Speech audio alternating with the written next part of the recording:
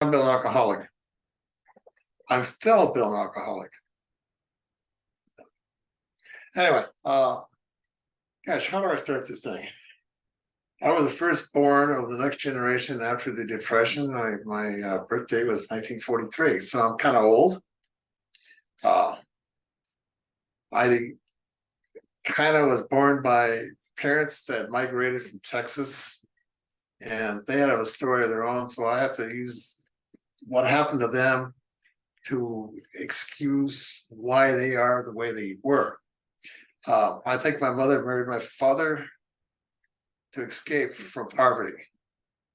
I know her mother died when she was about 12 years old, and she was the survivor of a twin. And I think her sister died maybe around 10 years old or something. So anyway, that kind of sets the background to why my mother had nervous psychological problems when she got older. And she married the wrong person under my, that's how I feel about that marriage. She could have married anybody. She was a very attractive woman. She was pretty classy up until she had her nervous breakdown. Anyway, so here I am. I was the firstborn of, like I said, of the next generation after the Depression. The next sister showed up 5 years later. So a kid that's it's 5 years old that sees a new kid show up, that doesn't mean anything to him. And by the time she's 5 years old, I'm 10 years old, and I'm miles away from having a sister. I'm interested in what other kids are doing on the street. But one thing I noticed when I was a kid, I was always pretty much by myself, and it tends to be a personality flaw I have. I just don't seem to acquire friends. Even as an adult, I realized that if I didn't call somebody, they would never call. And if I stopped calling, that would be the last time I heard from them. So I don't know what that is. It doesn't matter. It didn't kill me. I just got older. And that's how I see life. I've nothing has killed me so far. And probably the best thing I come up with is when I stopped drinking. But why did I drink?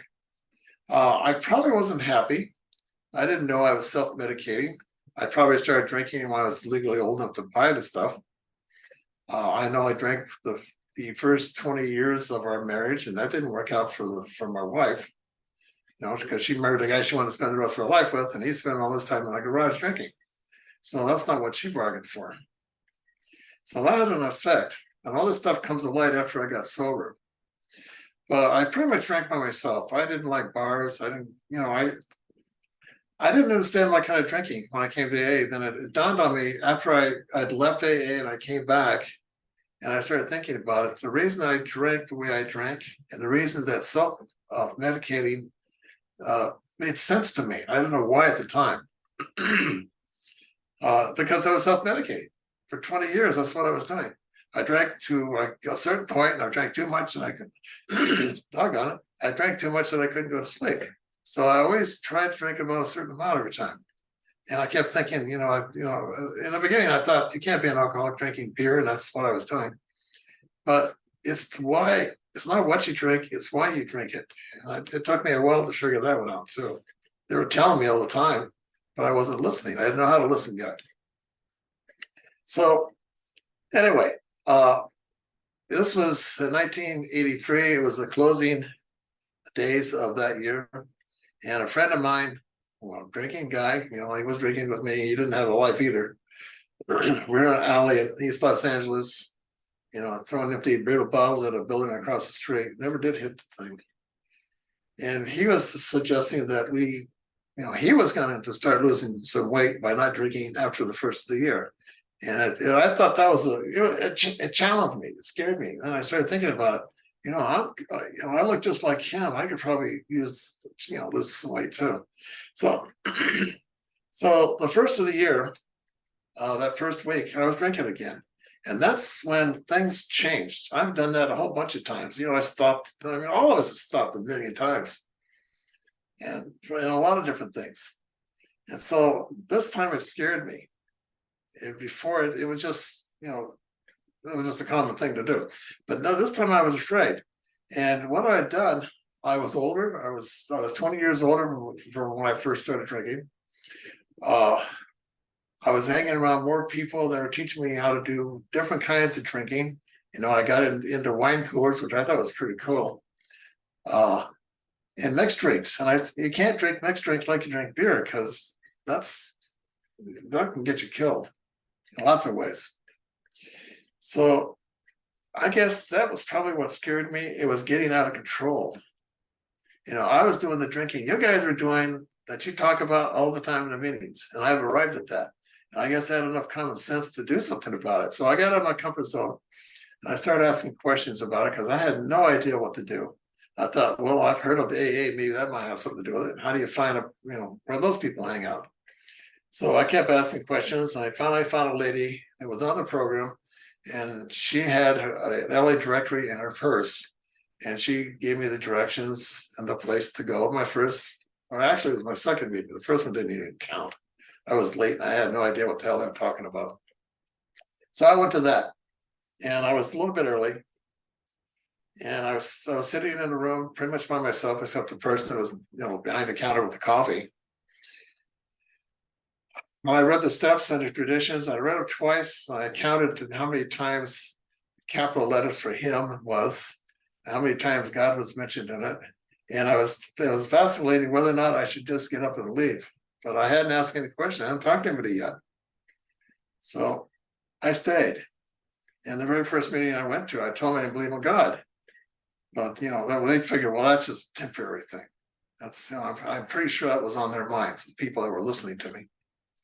And I had probably about 2 weeks of sobriety, because I was really, it took me a long time to get enough courage to walk into one of these meetings on my own. So I did. And I stayed there for about 2.5 years. It was like an off and on again thing. I was more willing to do stuff to stay sober than they were to change their attitude about whether or not I should believe in God. And, when I came back to the program, I realized what I had against those people, it wasn't that they got sober because of God, because that's what they had to do. And I also realized they were giving me the best sobriety they knew how to give me. And they didn't know any other kind of sobriety, because they had to do it with God. And they couldn't understand somebody who didn't want God in their life. But anyway. So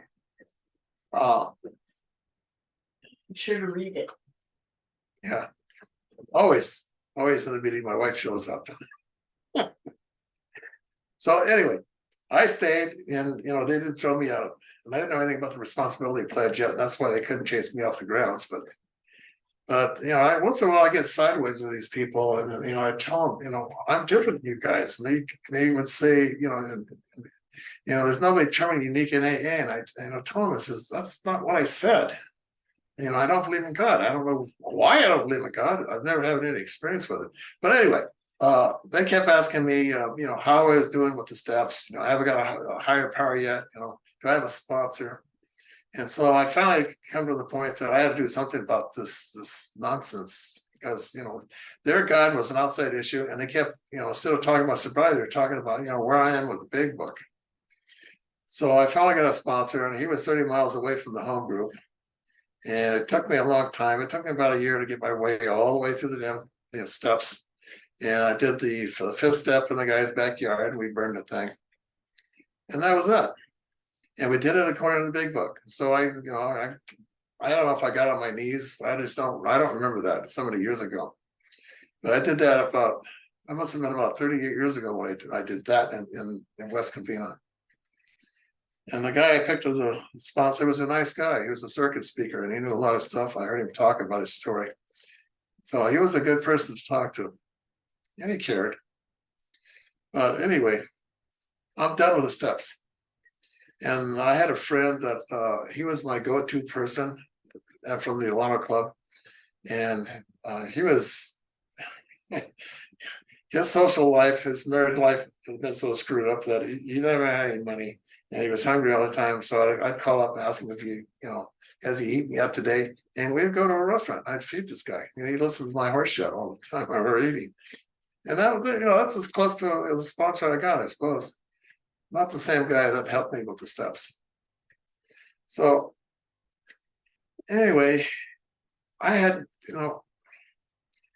when I did the steps, we did it by the big book.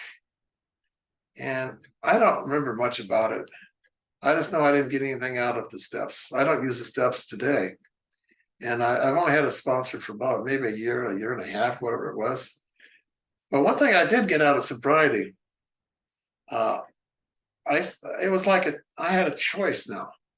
I worked for the family business, and I quit the best job I ever had when I was working for the Southern Pacific Railroad because it scared me. So I quit that and I moved back into the problem. And I was there probably another 10 years. And then I guess things started happening. I was heavily involved in a lot of gun related activities. I belonged to 5 different gun clubs. I shot in competition. I did all kinds of crazy shit like that. And then it dawned on me, even though I was sober, I was shooting, and I didn't hurt what I was doing on the range, but it changed my opinion about it. You know, I thought I had to stop this stuff. And then it crossed my mind, I have to get rid of the gun collection. So I did that after I gave myself permission.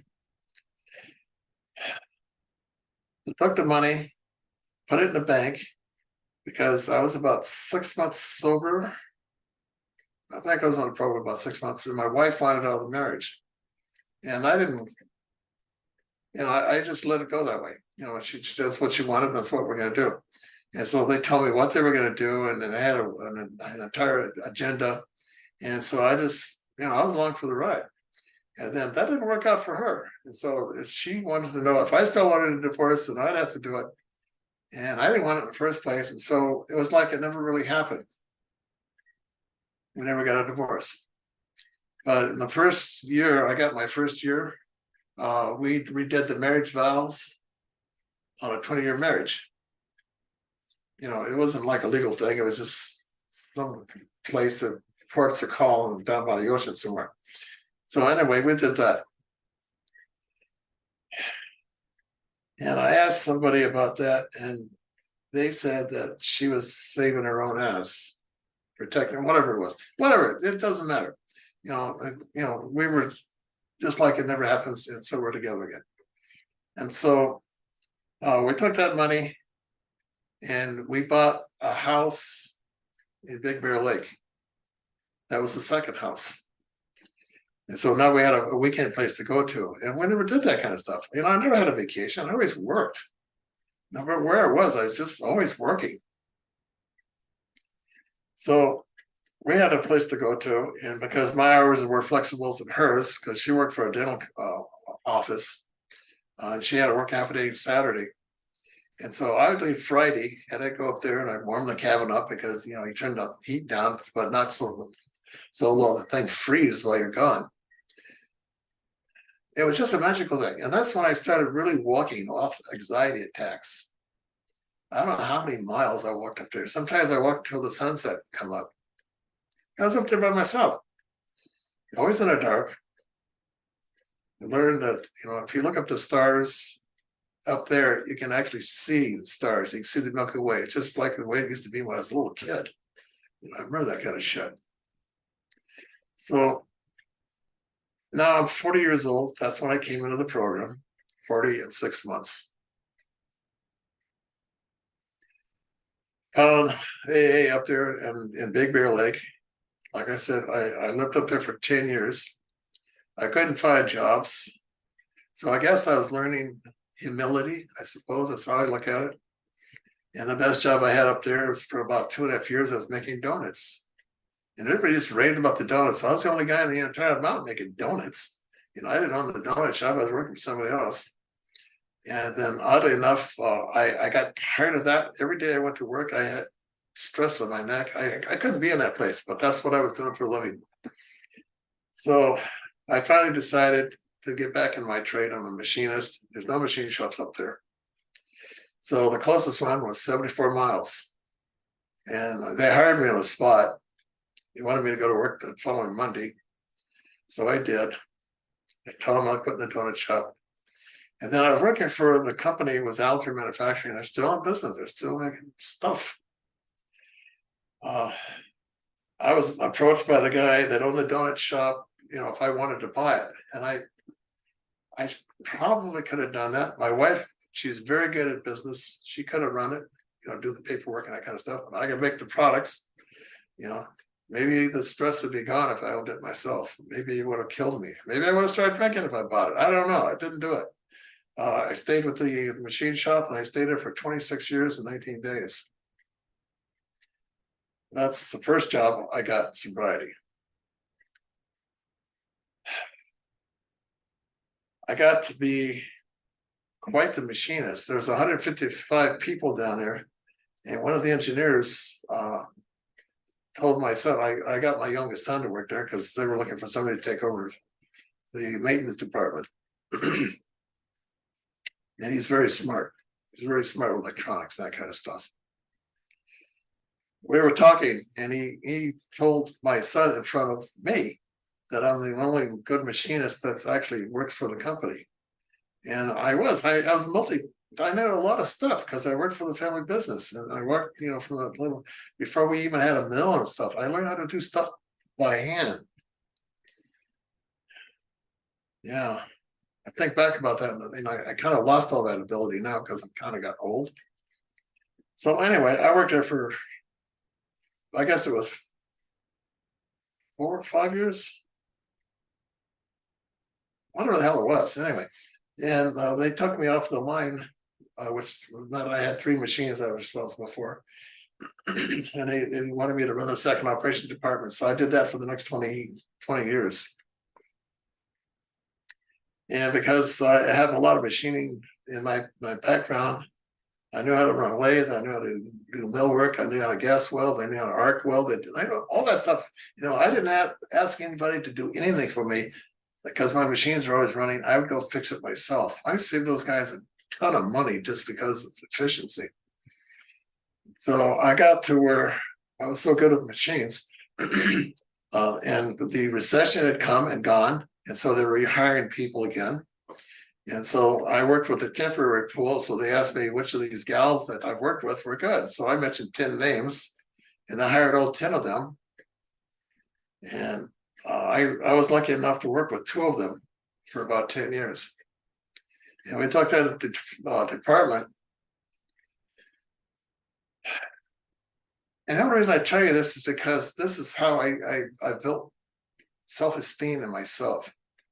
You know, it gave myself the ability to stand up in front of these people and tell them, you gotta take, don't screw us like you're doing, pay us like you're supposed to be paying us. The 26 years I worked there, 13 years, we didn't get any kind of increase in raise to even make up for inflation. I don't know if the average person realized that or not. I don't know.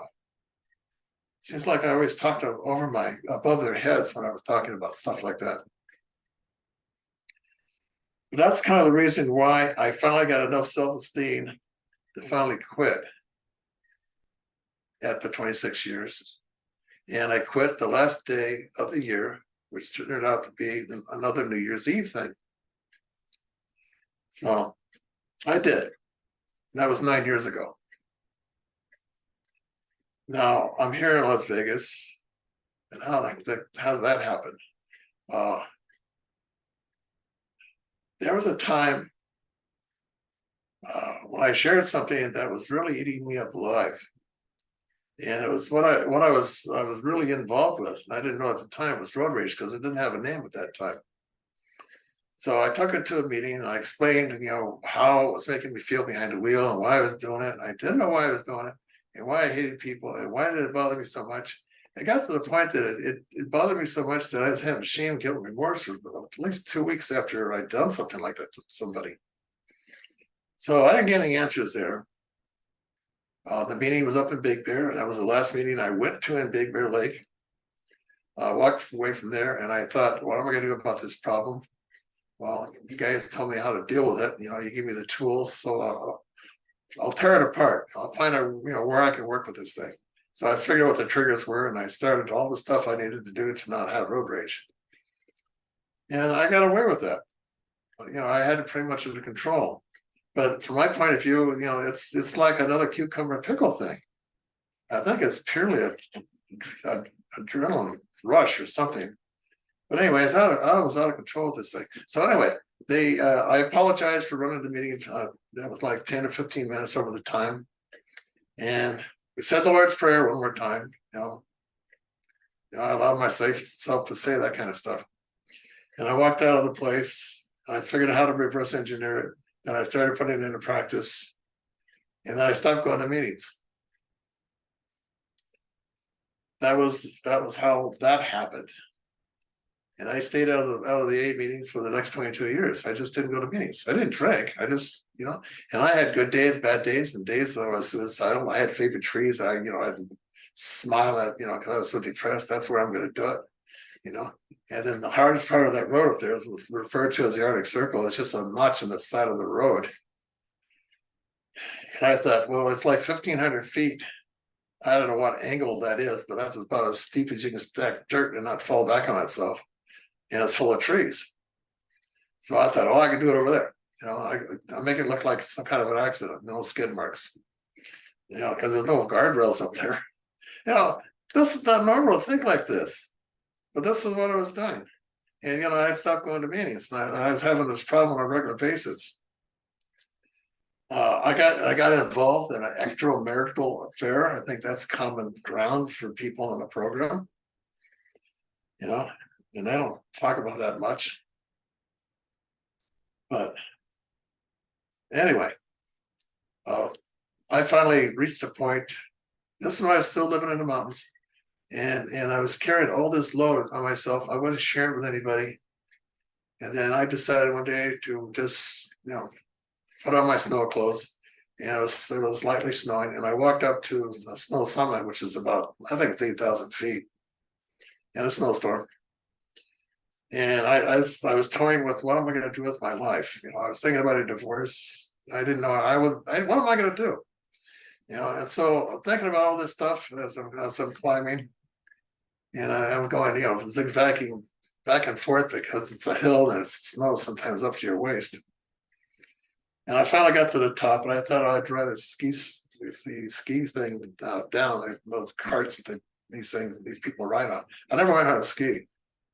But the house we lived at, we could see the ski slopes on two different ski companies, Snow Summit and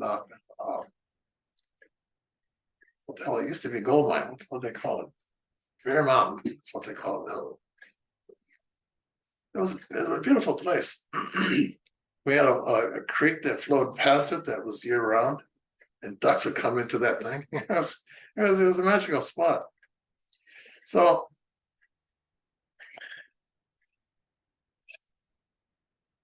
I got to the top of the hill and I turned around and I looked back, and there was just a little piece of blue sky. And I noticed there's a rainbow. I know about rainbows. You can't see it from every direction, but they're a big thing.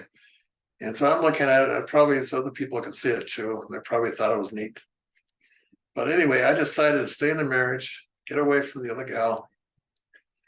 For 2.5 years, because this gal that I was seeing, she was looking for salvation, so she belonged to a born-again Christian church. So I joined into the church that was up there, and I did that for about 2.5 years, and I got a little information about the Bible. I studied that like we studied the big book. So, I never felt right because I knew I was there for the wrong reason. That's not a fake it where you make it kind of a thing. So I decided I was going to quit that. So that's what I did. All that because I walked with the side of a mountain. And I walked back down there and I walked down to the church and I told them I was going to quit. And I got rid of all my junk, all my religious tapes and stuff that I listened to. I gave it to them, and all my AA stuff. I gave it to the gal that was doing my taxes, who was on the program. So, she was on the steering committee. So I don't know what they did with it. And then I just started going back and forth to work,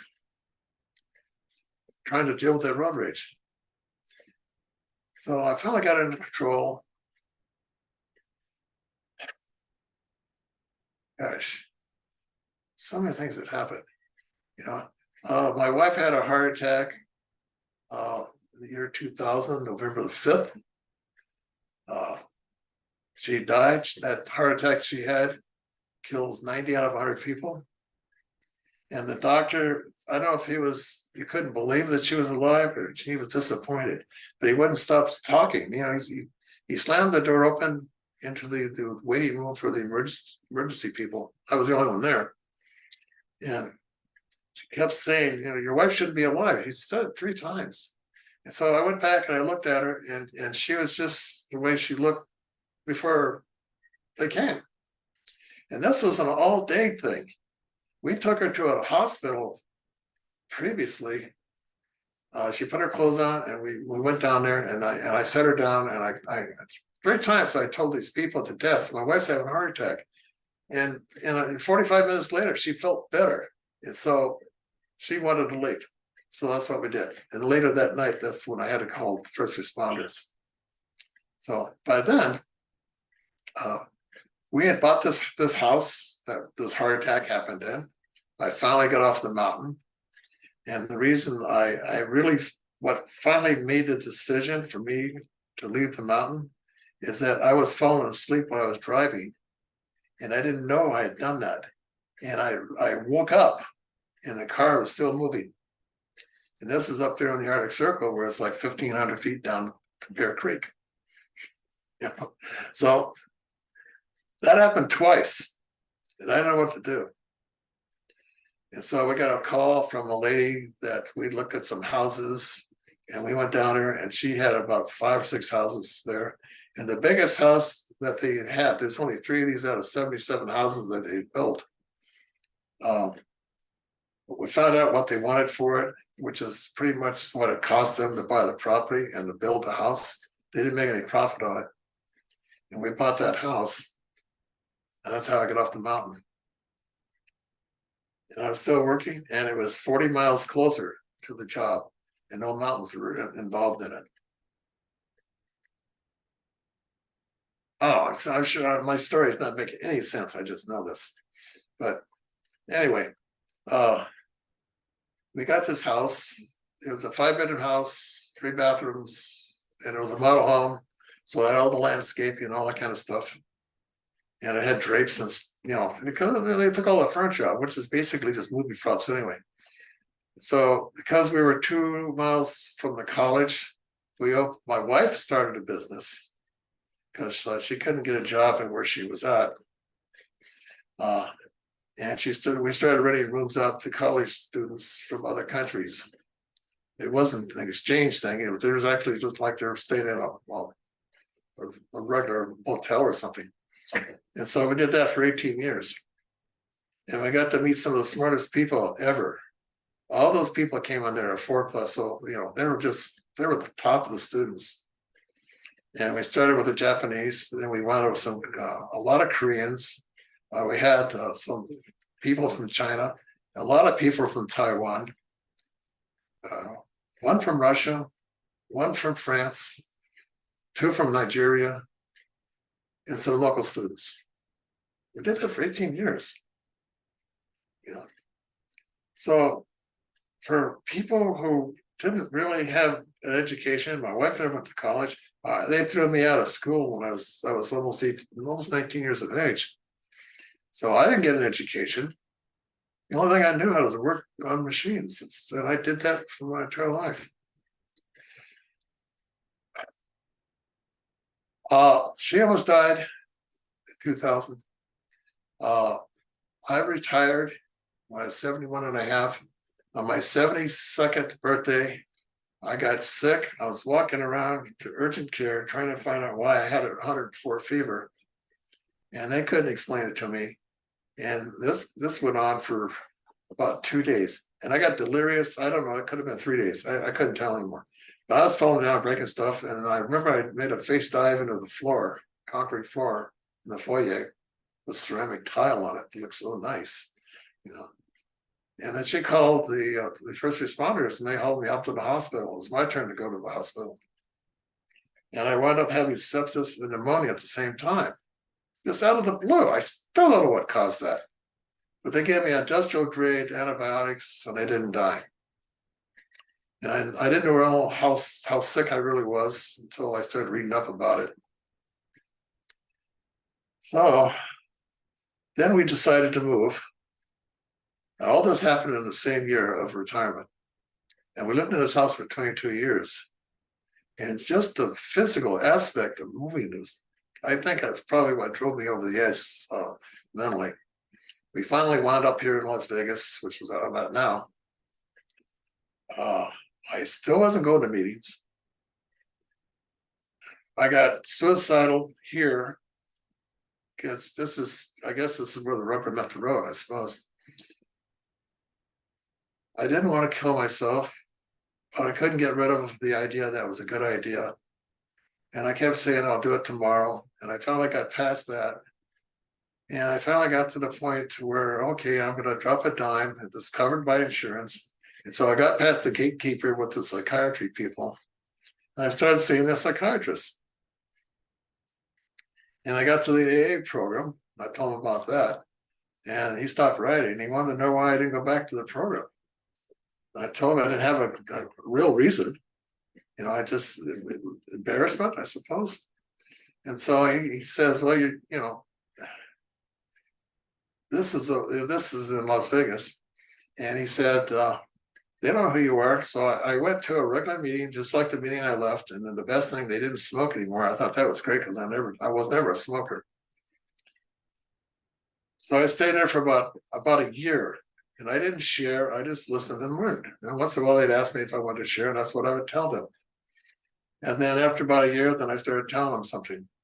One thing I discovered about it when I was sick with the sepsis and pneumonia, I realized just before the ambulance got there that I'd fallen down, I'd knocked the furniture over, and it registered with me, even though I was delirious. This is one of the reasons why I wanted to stop drinking. So I never had a drunk dream, but I had a drunk experience. And two things came to my mind. One, if I ever get dementia, you know, if I can still have control over what I'm thinking about, I'm not going to put my wife through that nonsense that we had to go through with her father. We inherited him because he was 96 years old, living by himself in Salinas, and he fell out of his house and he broke his neck at his head. And because he was so old, nobody could fix him. And that's why he died, because one more time, he asked doctors if they'd work on him, and they said no. And so he didn't want to live with that thing around his neck. She was wiping his butt, doing all that kind of stuff that you hear all the stories about. And I didn't want her to have to do that to me. I just thought, no matter what the pain was going to be, I would figure out how to stop that kind of nonsense thing, because it's a dead end street. It just gets worse. So that hasn't happened yet.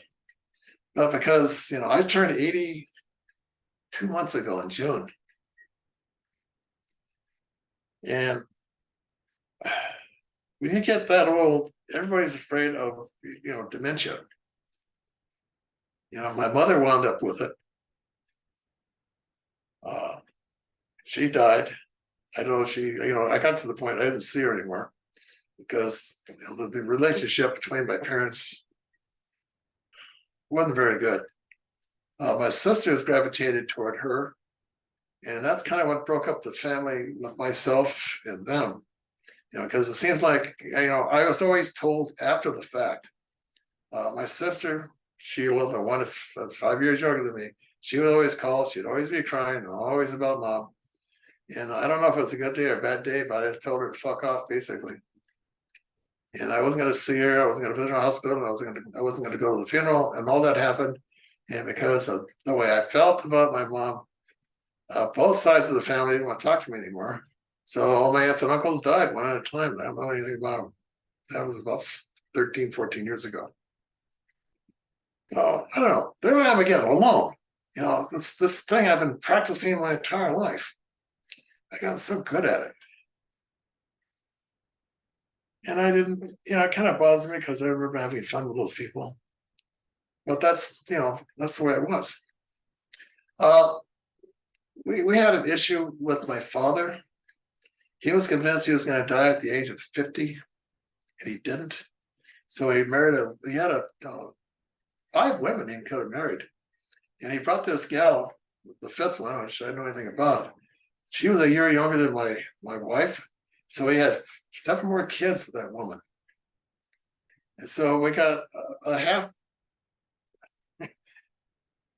another part of the family with fucked up drinking issues, because on my father's wake, celebration of life, whatever that thing was we did for him, his sister, my aunt, asked if I could do a 12-step on my youngest half brother.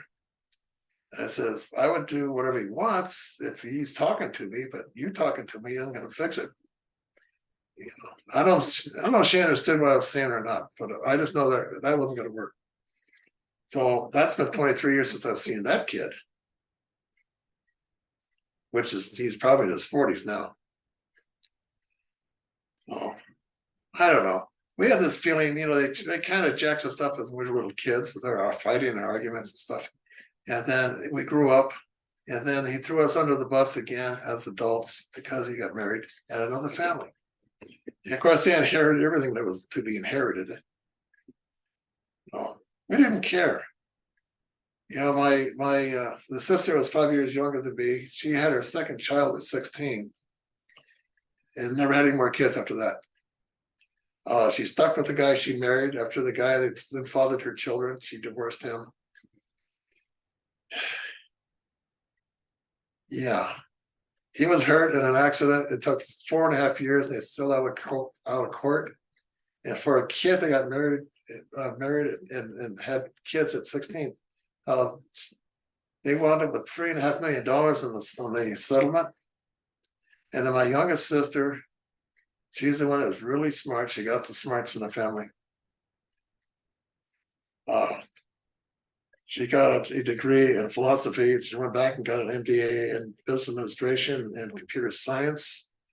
She got a real job, and she retired at 15. I'm sorry, at 45, and she continued to write books. That's what she does now.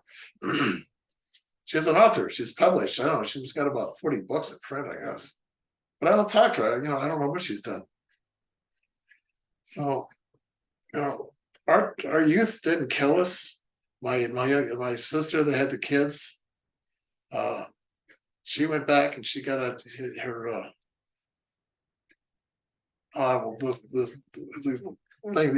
for graduating out of high school, because she probably stopped it because she had a first child at 15. So they you know, she had to leave out of high school then. So all this stuff happens, you know. And the last time I saw my 2 sisters, they were both in their second bottles of wine. So I don't know if they have drinking problems or not. I just don't know. I don't have any communications with them. And I know that once a half brother does. I don't know about the rest of them. And my father said something to me that kind of pissed me off. As I think back about it, he congratulated me, and he said he was happy that I stopped drinking. And I didn't know what he meant. But what he meant is that his brother died from alcoholism in 1981. And I got sober in 1984. And he kept that secret and all that kind of stuff about the families on both sides. Both of them took it to the grave. You know, I don't know. It's just like we should have known. Anyway, so now I'm 80 years old. My wife's 70 and 78. Still doesn't have any gray hair. I can't explain that part of it. But my sobriety date, I put it on the wedding anniversary date so I can remember it. Now I can't forget it. That's the 17th of January. I'll be married to her for 59 years. You know, we didn't get that divorce. You know, and it'll be 40 years of sobriety. And that's, you know, I keep thinking about that. The number 80, when I turned, that's 29,200 days of living on this planet. You know, I thought about what have I accomplished? You know, the only thing I did right the first time when I took my first breath, I'm still breathing. So I got, you know, that's okay. You know, I wasn't proud about getting out of high school. You know, no, that took time. I got married when I was 22 in 1965. And I got sober in 1984. And everything else has been a choice, whatever we wanted to do. we've captured the American dream, you know. Now we have to decide, well, what are we gonna do, when one of us dies or both of us die, because we travel together a lot. Who's gonna get the house? Who's gonna get the 2 standard poodles that live with us? It's just, all these are choices. There wouldn't be any choice at all if I kept drinking. I probably would have been dead. Or even worse, I'd still be alive and living in El Sereno. Jeez, you'd have to live there to appreciate what I just said. But anyway, that's what I got. I got sobriety out of this stuff. I didn't kill myself. There's plenty of opportunities I could have, and I chose not to. And I chose to stay sober. And I can't see any reason to not stay sober. And the one thing I got out of it is that originally I came here for the drinking problem, and that went away. I've never slept or nothing. I don't count suicide as a slip. Well, I guess it is. So here I am today, living in a neighborhood I should live in. There's 525 houses, and they're all custom homes, and we got one of them. 2 old people, 2 dogs, and a 2,400 square foot house that I have to clean. So that's what I do for a living now. It takes me forever. It's kind of a trip, but the body doesn't think much about it. It's a lot of shit. And you wind up old people stuff. You always go to the doctor for something. It's like an old car. It's nickel and diming me to death now. So, all right. That's one way of getting sober. I don't think there's any wrong way of getting sober. It's just whatever you find that makes you work. Well, that was the other thing. I came back, like I said, the reason was for the drinking, and and the reason I came back is for the thinking. And I'd be scared to death to leave this program now, because it almost killed me. And it dawned on me, this alcoholism can kill you if you never take another drink, if you don't stay around this program long enough. And the only thing I think I got sober, it had nothing to do with God, didn't have to do anything to do with steps. I wish I could get rid of that frog problem. It was going to the meetings and staying around people and just listening sometimes. And I gotta start participating in my own sobriety, because shit, dementia, it might be on, might be on my path too. I don't know. I'm gonna try to pretend it's not gonna happen. Anyway, I guess I bored you guys enough. Thanks for listening.